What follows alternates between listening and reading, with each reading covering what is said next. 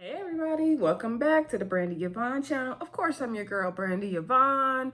Here at my channel, we do fun reviews, recaps of our favorite shows, discussions. Excuse me, I ate some nuts before this, y'all. I'm getting caught in my throat. Anyway, tonight, of course, we're talking about the Kings of Napa, the hit Tuesday night show on OWN. Tonight, we're talking about season 1, episode 5. The show was titled How Stella Got Her Pinot Back. So anyway, before we get started, please comment, hit that like button, please share, subscribe, please subscribe, please subscribe. Now, I appreciate all the love and support you guys have been showing me this far as I am featuring on YouTube and having a good time with this. Okay, y'all, this episode, let's just get into it. We gonna try to get in order, but we might just, get out of order, but we gonna touch on everything. Y'all know how we do over here. This episode was crazy. It was crazy, okay? I mean, it just was some little gems and bombs dropped, some plot twisting, okay? So let's get into it. I believe the episode opened up with August having a bad dream. She's dreaming that the extortion is all up and through her house, looking over her while she was sleeping on the sofa. Then she wakes up. Grace called her. She overslept. Grace is like, girl, you need to get down to the vineyard. So she gets down to the vineyard. There's like a bunch of grapes that are basically sour grapes now. They dried out in the sun because Christian, he left the grapes out. The grapes were ready. They were picked. They're ready to go, but they weren't prepared for harvest or refrigerated. And Grace explained that once the grapes are ready and you pick them, they need to either be refrigerated or start getting ready for fermentation, not harvest, fermentation. And so August was like, dang, okay, so is this still salvageable? She's like, girl, no. She's like, how much of the grapes are ruined? Because these are the grapes they're using for the new dessert wine, remember? So Grace says it's like 15% of the grapes are ruined. And August is like, dang, that's like $500,000 in revenue. My dad would kill me. She's like, yeah, girl, you need to boss up. You need to make a move. You need to bring Bridget back. And so then August is thinking. So then she goes to talk to her mom in the office and says, Mom, thank you for deciding to go to New York and do the wine conference and help us pick a new graphic designer for our new wine bottle label. And she's like, I've been thinking we need Bridget back here, especially to help with this wine. She's our secret weapon. Like, I know what you went through and she can mentor Christian. So Vanessa's like, you know what? I've been thinking the same thing. I'm ready. So Vanessa's basically ready to move on and not keep having hate in her heart towards her niece or stepdaughter or whatever you want to call it, Bridget, her daughter. I don't know. What do you call it in them situations, y'all? I don't know. Anyway, so over at Bridget's little house, she over there putting her mama out because she's like, we need space or we are not going to move forward, mama. So then here come Vanessa and August knocking at the door. And so they tell Bridget, like, girl, I thought y'all get your job back. That's what August said. Like, August, girl, did you? Because you the one that got rid of her. But anyway, so she's like, we need you for these grapes. So Bridget, of course, is feeling like, y'all just want me because of the Christian messing up the grapes for the dessert wine. Get out of here. But Vanessa's like, no, really, I shouldn't hold you hostage for your mom's mistakes. I'm sorry. Like, we really want you back. And she's like, to prove it to you, I want you to come to New York with me to the wine conference. We could, pick out the designer for the new bottle label. So they're like, come on, Bridget. Don't make me beg, Bridget. Bridget gives in. Bridget's going with Vanessa down to New York. In my mind, I'm like, oh, I don't know how that's going to go, but we're going to get to that. So anyway, moving along, then we see Rose put on a whole spread for Dana down at the table, desserts and everything for him, and he's all excited, like, oh, this is for me. Oh my gosh, she had him blindfolded and everything. He said he like a blindfold too. He kinky like that. So anyway, then we see Rose also gave him a first edition of Macbeth, and he's into that. So she's like, oh yeah, we were going through a rough patch and I just wanted to, treat you and get back on track and all this stuff. And they said they've been having a good past 7 days of sex. So I said, Rose is back. Dana tending to that rose garden again. Okay, so then, you know, she's feeding him strawberries, having a good time. And then Dana's like, not so fast. He said, I got a mama and a sister. And like, he know when he being played. And so he's like, what's up, Rose? What's really good? And so then Rose is like, you know, we've been having problems. I went to go see my lady doctor. I love the way she said it too. I wish I could do the accent, y'all. And so she's like, you know, we having trouble. So I think she said, the doctor told them they need to go to the fertility clinic. And basically, they need to get a sample of Dana's sperm, okay? Dana's like, dang, what is this, like baseball? I'm not trying to get an assist. Like, nah, he wasn't really trying to do it. She's like, please do it for her. You know, she wants to have a baby. She's like, you know, I want to make another little Dana King. And they hug it out. But, you know, Dana, you could tell he has some fears about this. And I can understand why he has fears. So anyway, fast forward, we see Dana sitting at the table looking kind of sad, and then Aunt Yvette comes in there and she's like, what's going on? And he's like, he don't look like he really want to talk to Aunt Yvette because he's still a little salty about the abortion comment. And she's like, I'm sorry. She's apologizing again. He's like, well, it was true, so whatever. So then she's like, you gonna tell me what's up? And then he tells her how he is scared to have a baby with Rose because, you know, there's a percent, like I think it was 50% or some number chance that the baby could have dwarfism like he did, and he doesn't want the baby to have to go through that. And Aunt Yvette just gave him that good advice that, you know, it doesn't matter, you know, it's gonna be another you, and you guys are gonna love the baby. The God doesn't make no mistakes. And she gave him really, really good advice. And, you know, he's back to calling her auntie again. They said, I love each other. And hey, that was a good scene. I liked that scene between Aunt Yvette and Dana. I really did like that scene. So then fast forward, let me get back to Bridget. So Grace and August, this is about Bridget. So Grace and August are talking with Christian, or Christian is there, and Grace and August are like, yeah, you know, the dessert wine's gonna really come together once Bridget gets back to the grapes and all that. It's gonna be popping now that Bridget's back on board. And so then Christian's like, oh, you bringing Bridget back? And then he's like, oh, no. Side note, real quick, Christian's little girl, he had this, she got a whole second episode. I said, okay. She wanted to help Christian tell the family what he found in the backpack. He was like, nah, you're not ready to meet the family, which meant she was not that important to him. Okay. So anyway, Christian, back to what's important. Christian is telling her, like, hey, I found, you know, this substance in Bridget's bag and a drill. This is what they used to poison the winery. This was what was used to poison Sean and Sean. You know, she also would use a drill. Like, come on. This was in Bridget's backpack. So August is like, oh, no. Like, then we need to get Quincy, you know, investigating Bridget, see what's up. But she's like, don't tell. Well, Christian wants to tell Dana, bring Dana in. But August is like, no, because she don't want to give Dana that one up, you know. So then moving on, we see Kelvin and August at dinner.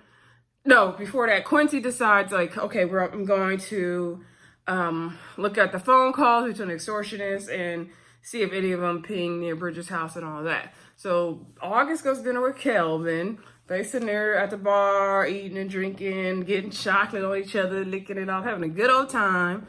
Phone rings, date gets interrupted, dinner, because they needed Otis to wake up out his coma because then he could verify the story to determine if he really is the extortionist or not. So she gets the call that from Quincy that Otis is awake, he's in ICU.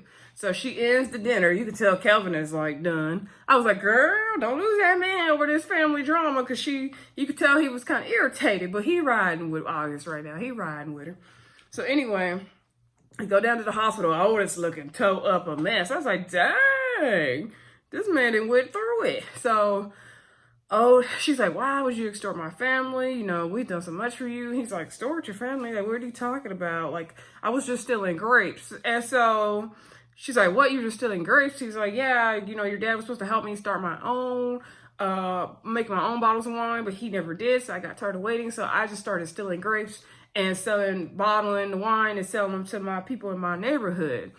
And so then they're like, wait, what? Like, then why did you run? And she was like, the cops could have shot you. You're a black man in America. Why did you run? And he was like, even if I would have stood there, they would have shot me, which is a good point. And I like how they're touching on that, you know, cops shooting our black people, Black Lives Matter thing. I love how they're doing that in this show. And it's it kind of like not so obvious, but it is. I like the way they're doing that. So anyway, something came on my screen, y'all. Anyway, threw me off a little bit. So they're like, okay, he's like, I ran because I thought you guys reported me. And he's like, I would never extort your family. Like, I love your dad like a brother. You know, he just wanted to help making his own wine. So basically, Otis just ran because he stole some grapes and he thought they already knew. Which I'm like, Otis, you wasted all our time, sir. You could have had them grapes you stole. Nobody was checking for them grapes. They didn't even notice they was missing. Dana sure didn't, and he the one supposed to be counting all the money. Lord have mercy. So then, back at the house, before Vanessa goes to New York, we see Vanessa talking to Aunt Yvette, and Aunt Yvette is like, oh, you know, I'm trying to get back in the house. Bridget's couch is hard as a brick. You know, I see you on an apology tour, you know, like forgiveness tour, not apology tour. She on a forgiveness tour because Vanessa was the one done wrong, right? So she's like, you know, can I get back in the house? You know, she's like, Vanessa's like, shouldn't you be working? And she's like, yeah, I'm working on, I think his name was Phil Collins, I believe. Anyway, Mr. Collins, because I guess he's been a tough one for them to get to be a distributor to the fancier restaurants. And so Vanessa's like, you know, he's a really hard one to crack. With the previous person that had Yvette's job couldn't do it. And they were like a Stanford graduate or Harvard, whatever. So Vanessa's like, I don't think you could, but if you can, then you can get your room back in the house. So basically, Aunt Yvette can come back to the house if she can break the deal with Mr. Collins, okay? So, you know, your Aunt Yvette, she's up for the challenge. She's like, I was selling wigs. I'll make a 6 figures. I could do this. Vanessa don't see it for her, but, you know, we'll see. So then over in New York with Vanessa and Bridget, you know, they're trying to figure out what they're going to do. They're having a good time together. They linked arms. I said, wow. I didn't expect all that from them. So then Bridget's mama called and she just ignored it. She's over Melanie, right? And so then Vanessa's like, oh, your mom, like, you know, I understand. And she's like, they're deciding trying to go to Harlem or where they're trying to go. She's like, you know what? While we're here, I'm going to take you somewhere else. So Vanessa ends up taking Bridget to a psychiatric home. And Bridget's like, what are we doing here? So this lady comes up and she's like, oh, Vanessa, I see, you know, you will never get a man with them thunder thighs, girl. You need to, you need to be slim. And I was like, dang, this old lady read her. I knew right away it was her mom. So they go to visit Vanessa's mom. Now, mind you, they didn't tell us Vanessa's mama and Melanie's mom was down in Paris somewhere living a life. So another lie, y'all. So then grandma going off because she sees Bridget and she thinks it's Melanie. I don't know how she thought that, but she in the psyche home. So it was in her mind, okay? In her mind, Bridget was Melanie. So she going off like, you destroyed the family. You get out of here. It's your fault. You should have been the one to die. So Bridget looking like, what? Like, who is this lady? And so then they got the grandma calmed down. Vanessa's face to her. She's like, oh, mom, your hair looking good, girl. So Vanessa explains to Bridget, like, yeah, this is your grandma. And Bridget's like, well, y'all always said she was in Paris. She couldn't come to the wedding. She don't like this. She don't like that. She don't like her grandkids like that. She's like, she didn't want to be a grandma. She didn't want to be a mom. And so apparently the mom or grandma to Bridget and August and them was crazy too, or she had a mental breakdown. So what happened was Melanie was like a wild child growing up, and she would come home high and drunk and being a hot mess. So I guess the mom and dad was going off on her, and then there was a lot of yelling, and from the dad yelling so much, he ended up having a stroke or something, and basically he passed away. So then it caused the mom, Melanie and Vanessa's mom, to have a nervous breakdown when that happened, and she always blamed Melanie for that. And so they always told the family that the grandpa had a heart attack and died, and that the grandma was Paris, but really that was not the case. So more lies. And Bridget's like, why do you guys keep having these family lies? And she's like, we got it from our parents. So it is that thing. And I feel like, especially in our African-American communities sometimes, or other communities of minority communities also, where it's like, it's just passing down the trauma, passing down the secrets, passing down the lying and all that. And this is a hot mess, right? So then anyway, moving back to Quincy pinged the towers, and it turns out that the extortionist calls were coming from all the time, were coming from a place, coming from near Bridget's house. So it's looking like Bridget could be the one. So he's like, let me bug her house, plant the little mics and stuff and the cameras in her house to get the tea. And she's like, dang, I don't really want to do that. Like, excuse me, I couldn't believe that would be Bridget. I don't know. And then you can tell she's like about to have a meltdown. And she's like, go ahead and do it. Keep it quiet. So August goes outside and she thinking real tough, like, dang, I don't even know. And so she starts having like a memory, I guess, flashback of her and Bridget hanging out. Bridget is like doing a portrait painting of her. And they're talking about somebody's car got sprayed with spray paint, some incident. And Bridget's like, yeah, if that would have been me, I would have did X, Y, and Z. Basically, Bridget got a mean get back game, Like, vengeance will be Bridget's, okay? So then August is thinking about that, like, Bridget, it did say she would get somebody back real tough. I don't know. So then August is like having a panic attack. She can't breathe. Christian has to come out there and calm her down. I'm like, dang, Christian over here saving the day. It's bad. So then Dana walks in on a conversation. Dana already knows that Otis is not the one who's the extortionist, and they're trying to look into other leads because Christian already told him. And then she was like, oh, Christian, you told? And he's like, oh, no, I had to tell him that part, but I didn't tell him that Bridget might be the one that da-da-da. So then he told it right there. I was like, oh, Christian, come on, Christian, you cute, but come on, Christian. So then they're like, dang, if Dana's the one, we gotta take her down. Like, she our sister, but she got to go. So then August is on the phone with Kelvin, like telling her, like, yeah, we're gonna have to plant these things in Bridget's house. And he's like, legally, you shouldn't be doing it, but, do what you gotta do. Kelvin also let her know that she won't be talking to Melanie about this. Dana let August know that he won't be talking to Rose about this because everybody knows that Rosa and Bridget are close. We're gonna get to that at the end, y'all. So then while August is on the phone with Kelvin, she notices cameras and things planted in her house, and she's like, wait a minute, I got to go. Again, she's blowing Kelvin off for all her drama again. I'm like, sis.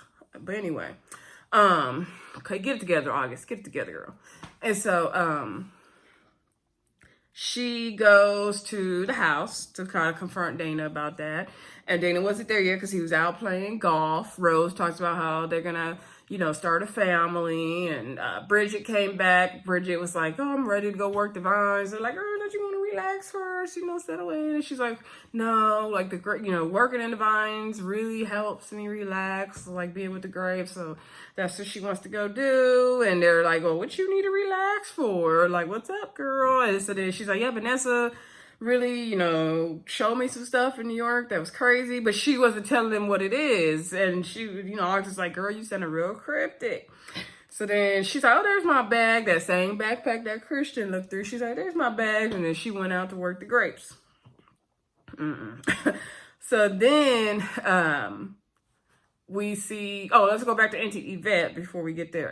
Before we get to end, side note, Bridget asked Rose, do you want to say, hey, let's go dancing tonight? Because Bridget want to let loose and go dancing. So Bridget and Rose are going dancing tonight. That's very important to the story, y'all. Before we get to the end, right? So Aunt Yvette sits down with Mr. Collins. She giving him a whole flight of wines. She telling him about a story about when she was in Oakland. Her and her friends, how it'd be real hot summer sometimes in Oakland. I'm like, when in Oakland? But nah, sometimes it does get really hot in Oakland, for real though. I'm just messing with them because it's not as hot as here in the Central Valley. But okay, Oakland, nah. Sometimes in the Bay it gets hot, y'all. But anyway. She's like, yeah, me and my girls on hot summer day, we went down to Lake Merritt, turning up our Snoop Dogg gin and juice. I made a good old sweet tea. We drinking, having a good time, getting sweaty, drinking the sweet tea and all that. And this wine gonna put you in that same feeling. Mind you, Aunt Yvette got her cleavage real low. I knew Aunt Yvette was gonna work her magic. She's gonna work her feminine wiles on him. That's what she was gonna do. So she's, working her magic, and he's like, in the past, I never wanted to do business with kings because they were so, bougie and uppity, and they had that I'm rich mentality. So he didn't really like them. That's why they couldn't get the distribution deal with him. So she's like, that's my family, even though they got their stick in their ass. That's my family. I love them. And we would really love if you could distribute the wine to the 5-star restaurants. And so it seems like he's willing to be on board with them and all that. Next thing we know, we see Auntie Yvette and Mr. Collins coming downstairs because they didn't had a good old time. Auntie Yvette sealed the deal, honey. She used what she had to get what she wanted. And he's just sitting out. He's in love with Auntie Yvette. And she's like, are you giving us this deal because of what I did to you upstairs? And he's like, oh, to have a woman like you. I mean, he sprung after Auntie Yvette. Okay. Auntie Yvette had the ill now. Okay. And so here comes Vanessa. She's like, oh, I see you closed the deal. And Auntie Vanessa's like, yes, I cracked that nut real good and used some of my assets. And so Auntie Vanessa's like, well, a deal is a deal. So Auntie Yvette got her spot back in the house. I know that's right, Auntie Yvette, too. She needed somewhere to lay her head that was nice. She had to do what she had to do. So anyway, and Vanessa seen Auntie Yvette had her robe on. She probably don't want that robe back now, right? So then we see that, at some point we see that Bridget made a call to somebody, this guy, this white guy, and he's like, what are you doing? You're not working for Sean and Sean anymore. Isn't this going to mess up the plan? And she's like, no, I know, the plan's got to change right now. So we don't know what that call is about, y'all, but Bridget is into something, okay? Bridget is into something. So then we see, scene with Kelvin and Bridget. Oh my God, Kelvin and August. They're at their old high school, Napa Prep, Valley High, or whatever it's called. Anyway, they're reminiscing on old times about how he was a football player, she was a cheerleader. She brought some old, stuff to help them remember the times, and they're sitting on the bleachers. She brought some Pinot, New York, because that used to be their drink, and she said she couldn't drink anymore after they broke up, and now he's like, oh yeah, you got the good Pinot back in your life. I'm like, And so then they drinking and all that, and she had the cheerleader uniform on underneath her jacket, and basically they start getting it in right there on the bleachers at the school. I said, ain't somebody go see them? But maybe not. So anyway, now, almost forgot a scene, y'all. Dana went to the fertility clinic. Rose is like, did you do it yet? And he's all looking at magazines. He's getting ready to do it. Then he stops and looks at a men's magazine. Then he decided to be able to jerk off and put some stuff in the cup. I was like, did he jerk off to the men's magazine? I don't really want to go there, y'all, in this video. But that's what looked like happened, okay? We're just going to explain the scene and leave it there, okay? So then, let's get to the end of the episode. I don't think we missed anything else. Comment below if I did. So anyway, then we get to the end of the episode. Rose and Bridget come home from dancing. Now, when they came home from dancing and they drunk, they've been taking tequila shots. I said, I knew what was happening because, they had kind of been building up some sexual tension between them, y'all, right? So I was like, oh, I didn't want this scene to come, but I knew it was coming, y'all. I knew it was coming. So anyway, they're like, ooh, yeah, girl, you taking them shots. Ooh, girl, my feet hurt. Ooh, the DJ was good. We was dancing. We just had a good time. So then she's like, Bridget's like, ooh, like she going through it. And Rose is like, you sure everything happened okay in New York? And she's like, Rose, I'm just tired of how we know the secrets and hiding and tired of the lies. Are you tired of the lies, Rose? And she's like, every day. And she's like, yeah, I knew Reggie was my dad for a long time now. So basically, Bridget been knew that Reggie was her dad. I don't know if she knew as a kid or what, but that's the info they gave us. They gave us little nuggets this episode, right? So she been knew Reggie was her dad. So Rose is like, what? But you lied. Because remember, Bridget acted all surprised when her mama came up and through in the first episode, blowing all that bad information in the wind, all that tea. Bridget was surprised in the first episode. Bridget didn't act like she didn't know. I want to rewind the first episode. Like, was Bridget looking surprised, or was she looking like, I already know and nobody paid attention? So I feel like Bridget didn't pull the wool over our eyes. So then Rose is like, what, girl, what? And so then you could tell they kind of getting like hot and heavy for each other. Next thing you know, Bridget pulls her in. They're making out and all that stuff. We knew that was about to happen. She's like, oh, Rose is like, I can't. I tried, y'all.